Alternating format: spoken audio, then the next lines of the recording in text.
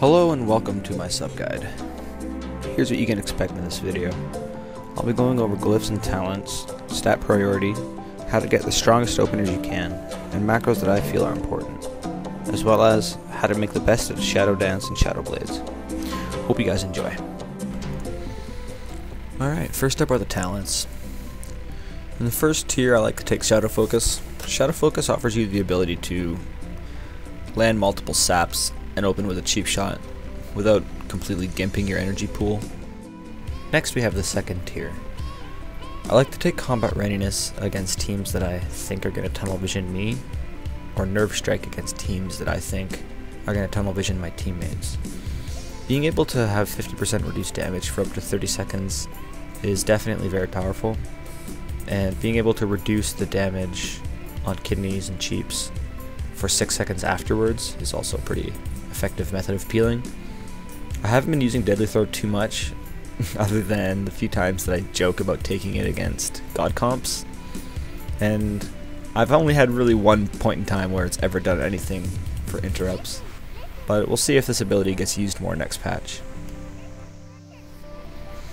There isn't too much to take in the third tier here.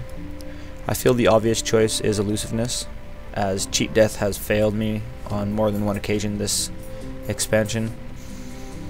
It's really good against things like Destro Locks that are going to shadow burn you for sure once you're low, and you can eat a good portion of that damage, absorb it, and have the 80% DR with around 30 to 40k life sometimes.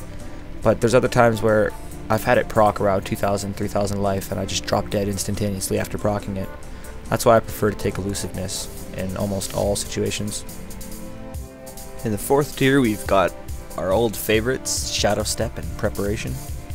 Lately I've been rolling with Preparation over Shadow Step, simply because I feel having the second Cloak of Shadows and Vanish, as well as the access to that second evasion, is pretty much mandatory.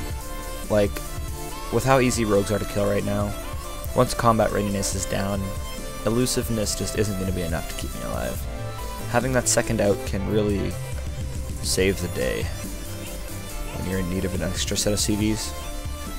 Shadow Step, of course, is our best friend and our gap closer, and we're pretty much naked without Shuriken Toss or Shadow Step, but I find myself turtling until Shadow Dance is off CD anyway, a lot of the time, because our damage outside of Shadow Dance is pitiful and we're running around gouging and just landing full kidneys to try and CC in the meantime. So Preparation is my selection over Shadow Step. Right now Burst of Speed's cost is still way too high, but as mentioned with Deadly Throw, next patch is showing this ability some love. Next patch, Prep is also going baseline, and we're getting a new ability. Cloak and Dagger is what it is supposed to be. I'm really excited for this, but we all know how PTR goes. Anything can change, so don't get your hopes too high, guys. In the fifth tier I take Paralytic Poison. I feel this extra 4-second stun can be pretty devastating if it lands at the right time. I use Tell Me When to track the stacks of Paralytic Poison. This can be done quite easily. Just go to buffs and debuffs, make sure it's a debuff, and go down here and display the stacks. Just need to set it up.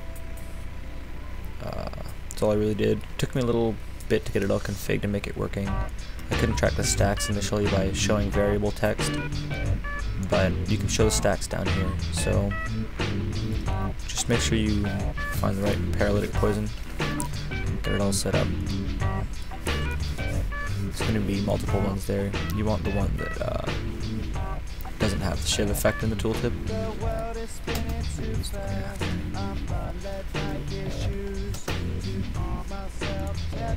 Prey on the Weak and Dirty Tricks are both pretty good, but I feel Paralytic Poison is just devastating when it lands at the right time, and the root shiv effect for 4 seconds is really underrated, extremely powerful.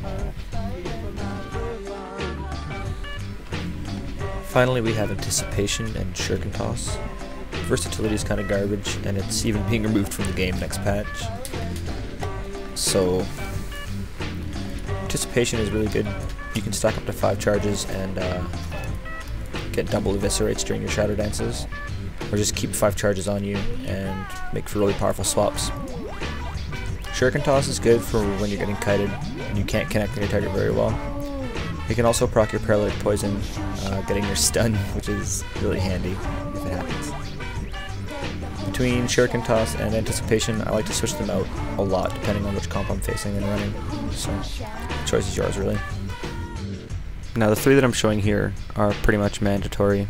I never really switched them out for anything except for this one if I'm playing with a silence, and I just drop this. So switching out this for that is alright every now and then, but I much prefer just taking these 3. They're all pretty solid choices with a lot of utility. Stat priority is pretty straightforward. For Reforging, I try and get as much mastery and crit as possible.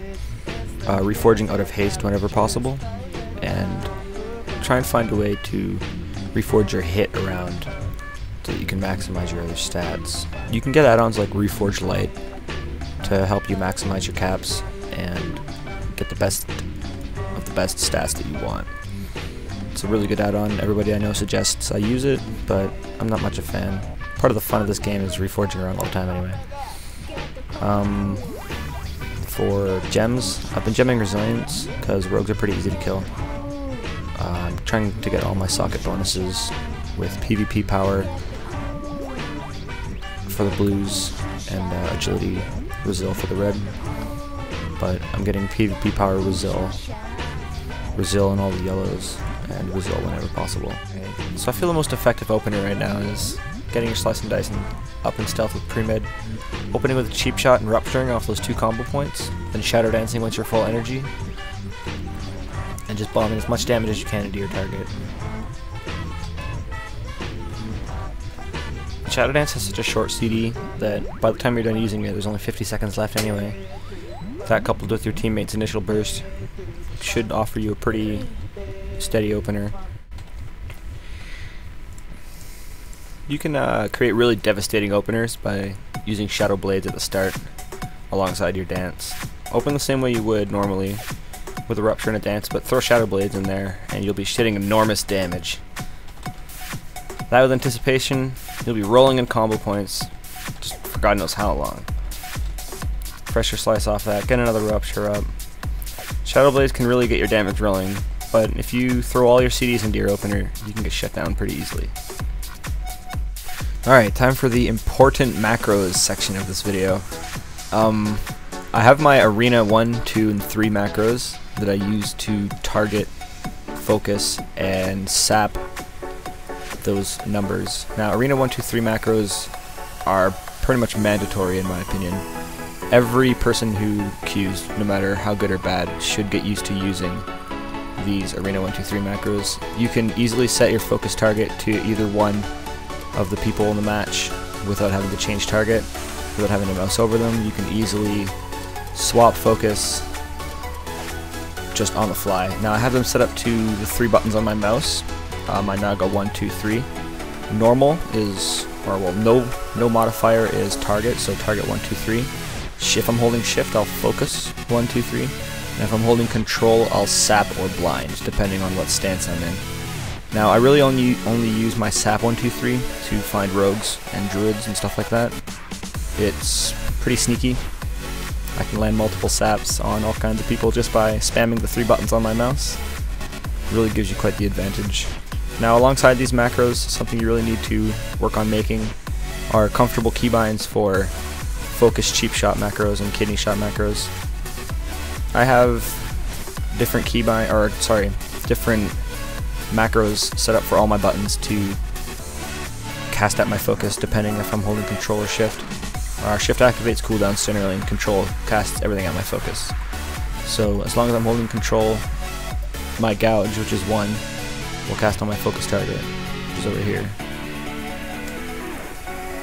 Pretty easy to set up. You just need to include @focus in your spells. I'm trying to find a good example here.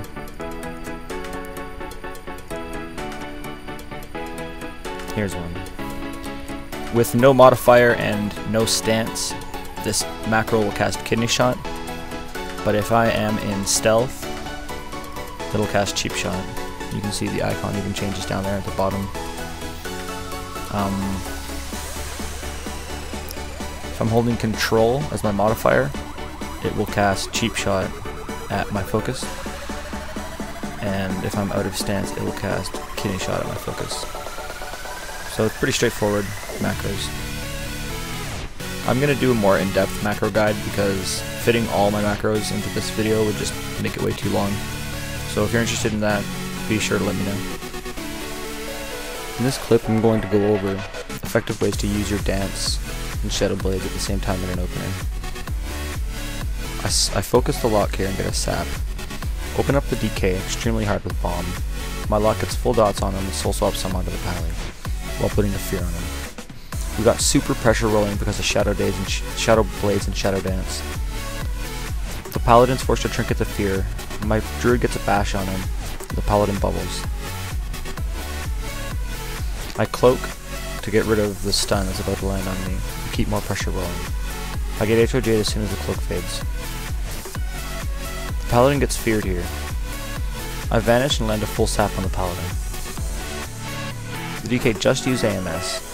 He's extremely open here for a kill.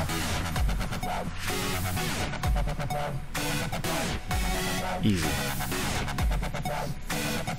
This clip was a good example of how Shadow Blades and Shadow Dance can be paired to get extremely powerful pressure in the opener. This DK was a 2.2.